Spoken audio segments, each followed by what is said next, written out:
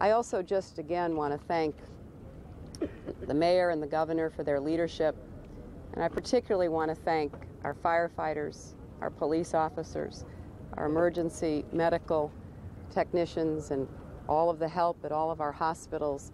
You know, the people who've really been on the front lines, and many of whom we know have already lost their lives doing their duty to help everyone else. I don't know that there's ever been a time when an act of war, and that's what this was, called into action better prepared, more resolute, or courageous soldiers on the front lines to defend our country. But we saw that, and we're seeing it.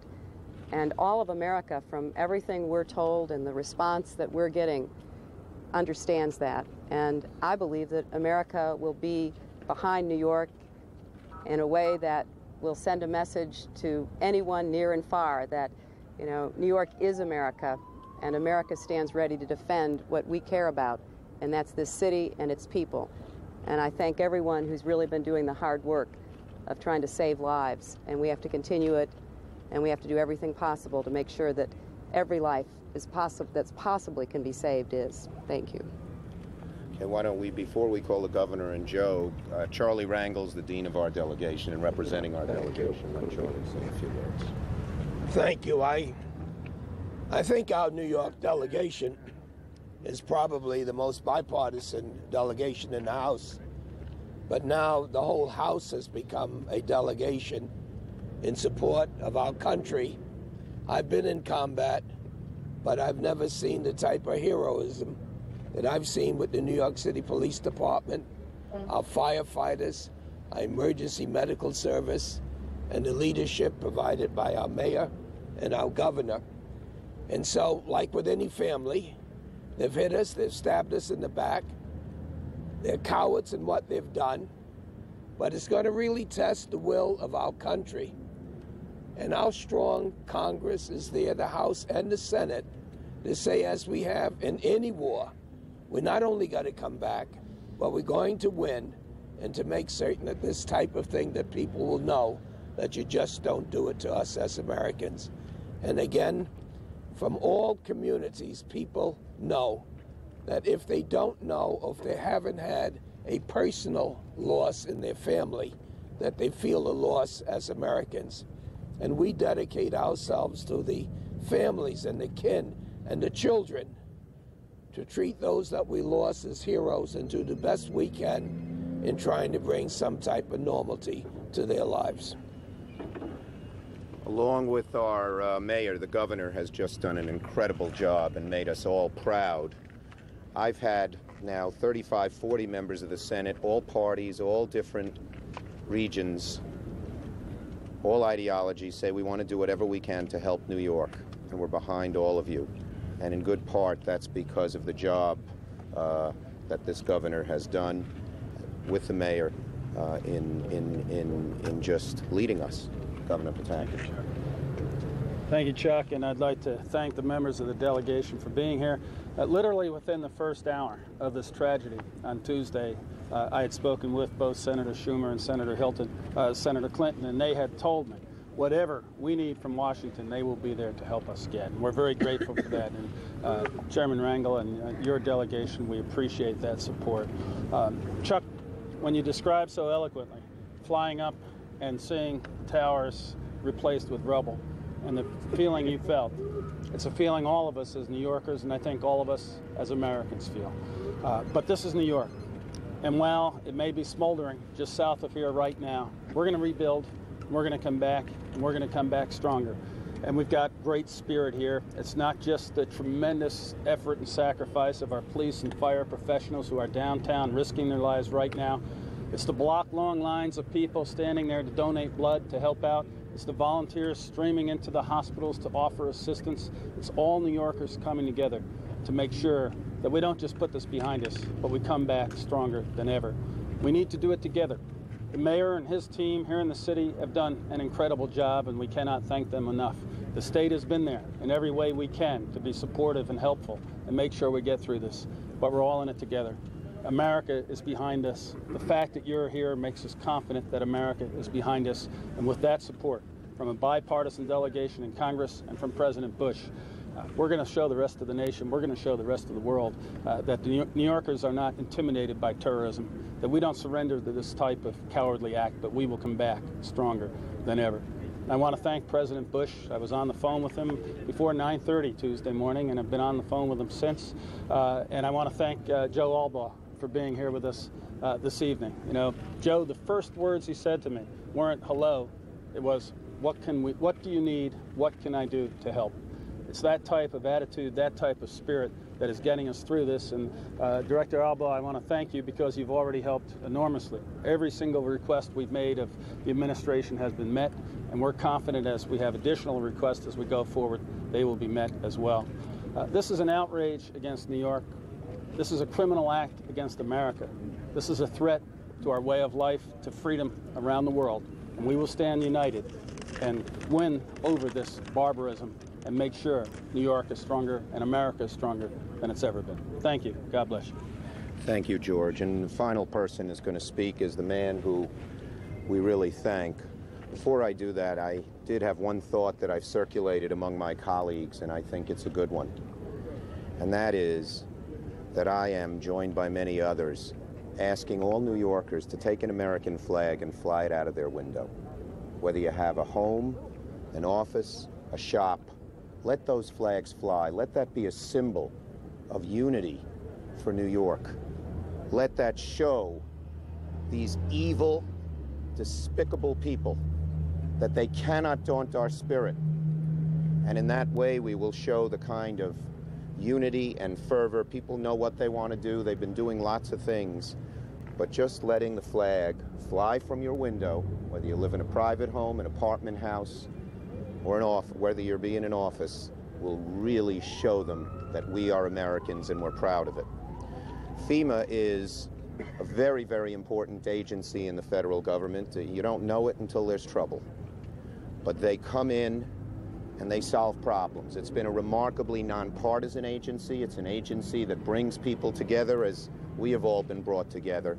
It's an agency that is expert at solving problems. This is a different problem than we've ever faced. Hillary and Joe and I talked on the airplane this afternoon about the various new types of challenges that we meet. But we have a great leader in FEMA who cares, who's going to be up here for several days, helping us take inventory so that we can request of the President, who, again, I want to underscore his generosity and his immediate availability, so that we can make an inventory and go back to the House. We're listening to elected officials in New York State, New York City, the mayor, the senator, U.S. senators, the governor. These are politicians who normally are at each other's throats.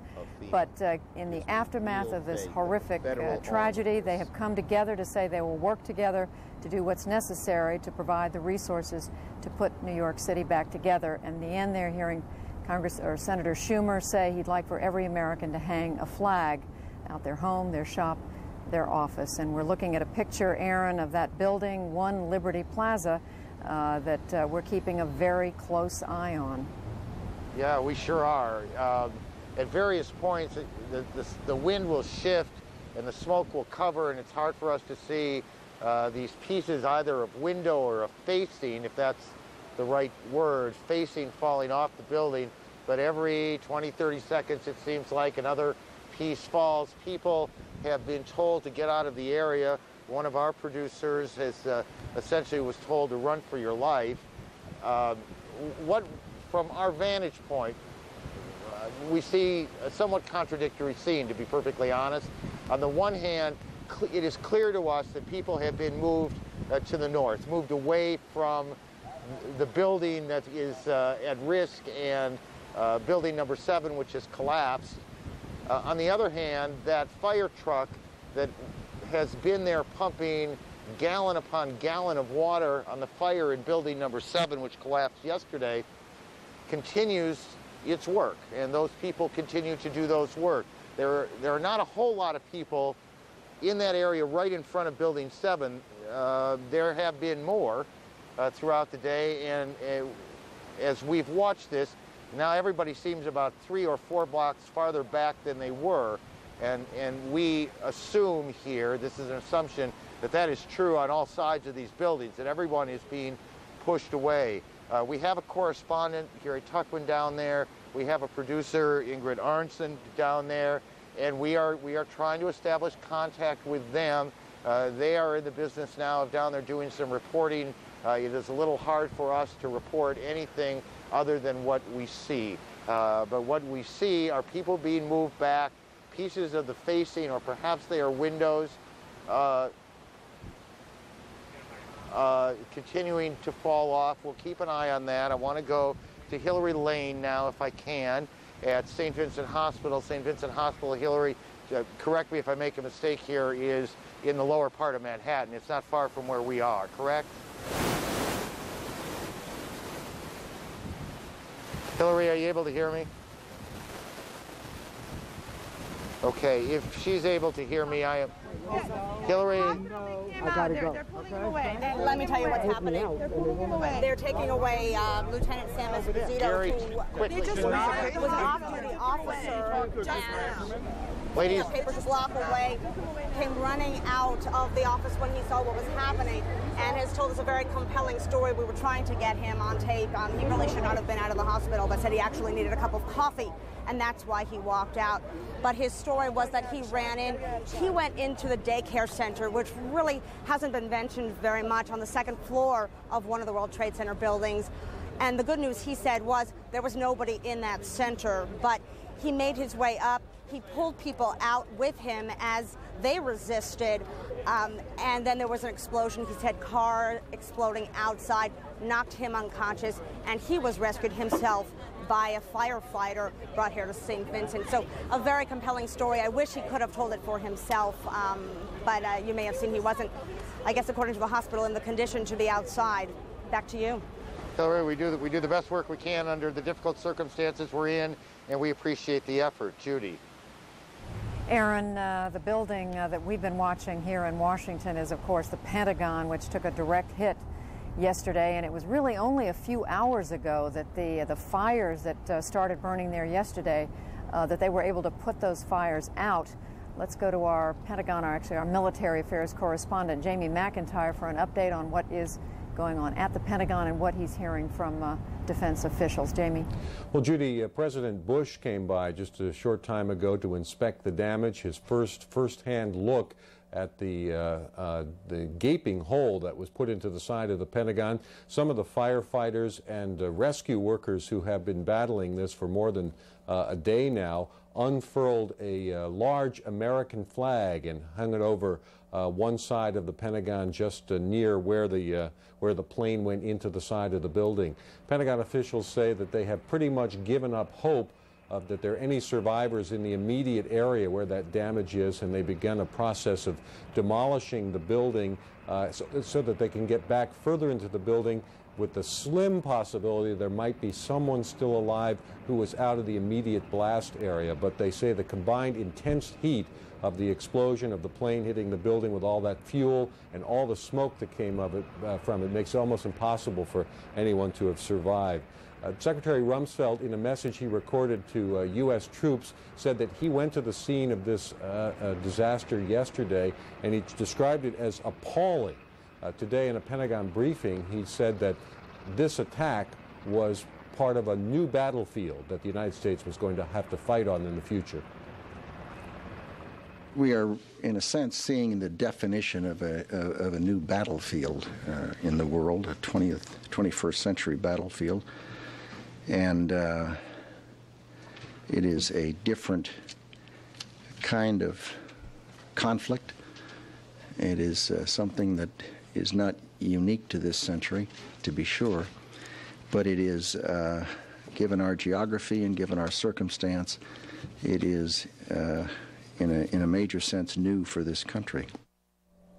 About half of the Pentagon is open for business today, and half of it is closed off with armed sentries at the corridors, preventing anybody from going into the other half of the building, which is still closed because of the smoke that came from that fire. Secretary Rumsfeld said today that the final casualty count, the death toll, will probably be much lower than the high number of 800 that was speculated by a fire chief as the possible top number. Instead, it looks like